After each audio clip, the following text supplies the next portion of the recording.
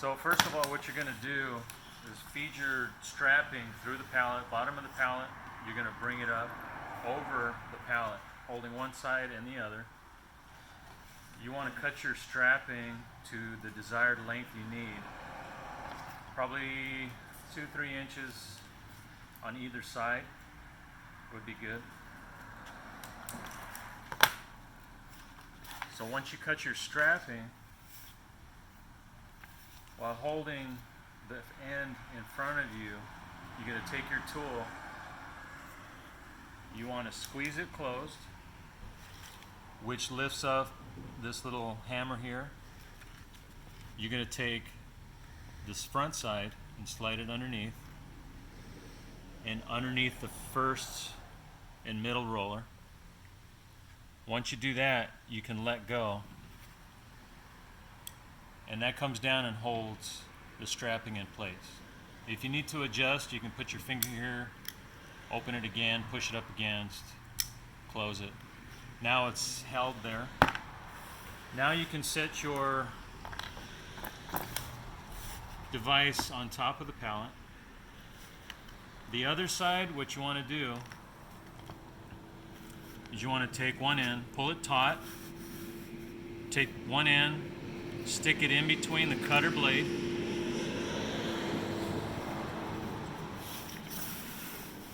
and in between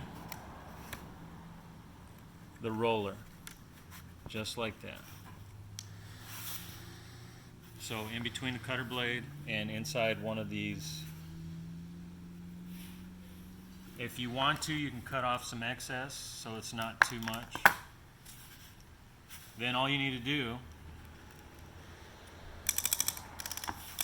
is raise the handle, and it's going to roll around it. What I like to do is I keep my finger right here to keep it from coming off. Be very careful you don't get your finger caught in anything. All you're going to do is just keep doing it until it gets tighter and tighter, so your desired tension, depending on your freight. So as you can see, the part that we put through first is on the bottom.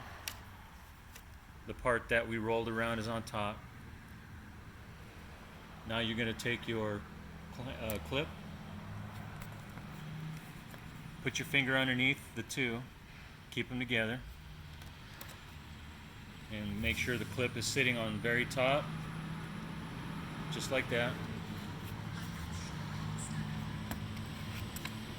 Now you're going to take your other tool, the crimper,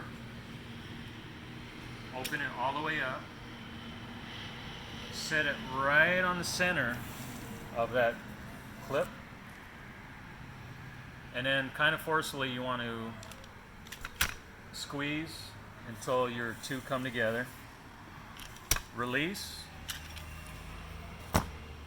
and as you can see, it's crimped on both sides.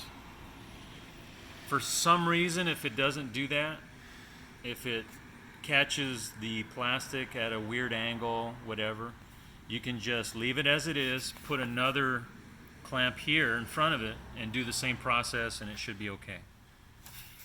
Now, the reason why we put the bottom piece into the cutter blade, because once you push and release this, it's going to cut the other end off, and then you just slide it out.